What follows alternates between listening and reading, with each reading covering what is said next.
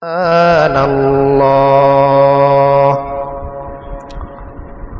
وأكمل لنا ديننا كله وأتم علينا نعمته ورضي لنا الإسلام دينا ونشهد أن لا إله إلا الله وحده لا شريك له ونشهد أن سيدنا وسندنا وحبيبنا وحبيب قلوبنا وطبيبنا وطبيب قلوبنا ومولانا محمدا عبده ورسوله أرسله بالحق بشيرا ونذيرا وداعيا إلى الله بإذنه وسراجا منيرا صلى الله تعالى عليه وعلى آله وأصحابه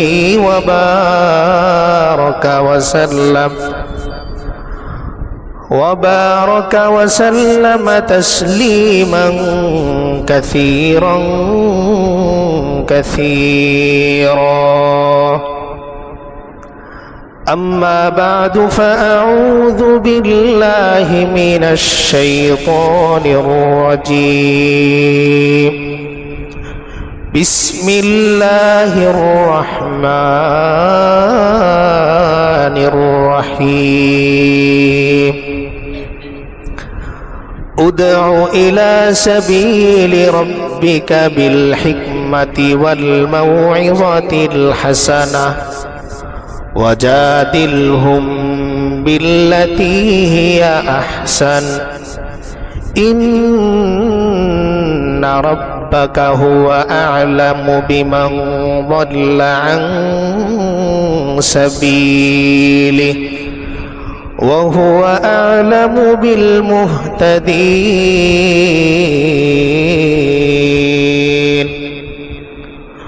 صدق الله العظيم وصدق رسوله النبي الكريم ونحن على ذلك لمن الشاهدين والشاكرين والحمد لله رب العالمين. سبحانك لا علم لنا إلا ما علمتنا إنك أنت العليم الحكيم. وقال تعالى في شان حبيبه إن الله وملائكته يصلون على النبي يا أيها الذين آمنوا صلوا عليه وسلموا تسليما. আমরা সকলেই দরুদ ইব্রাহিম পড়ি। اللهم صل على محمد وعلى آل محمد كما صليت على إبراهيم وعلى آل إبراهيم إنك حميد مجيد.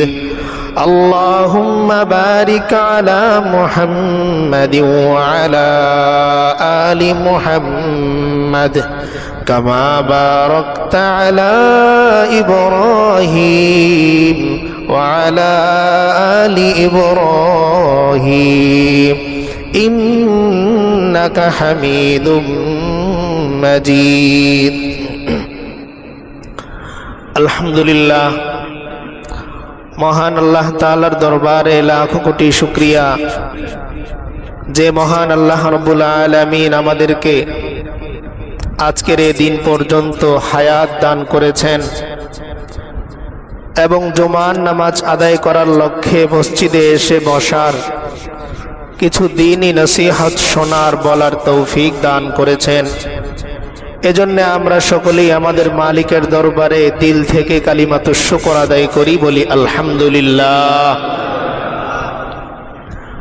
আল্লাহ তাআলার অত্যন্ত মেহেরবানি যে আল্লাহ তাআলা আমাদেরকে আজকের এই সময় পর্যন্ত হায়াত দান করেছেন এবং এই হায়াতকে কাজে লাগিয়ে দুনিয়ার এই জিন্দেগিকে কাজে লাগানোর মতো সুযোগ আল্লাহ তাআলা আমাদেরকে দান করেছেন।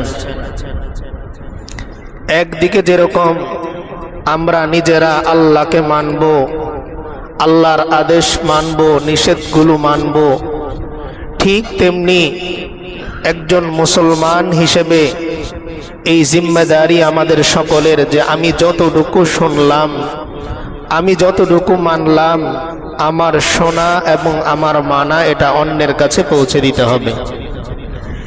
এজন্যই আল্লাহ রাসূল সাল্লাল্লাহু আলাইহি ওয়াসাল্লাম বিদায় হজের ভাষণের মধ্যে বলেন যে এখানে যারা তোমরা উপস্থিত আছো, যারা উপস্থিত নেই তাদের কাছে তোমরা এই সংবাদগুলো পৌঁছে দেবে।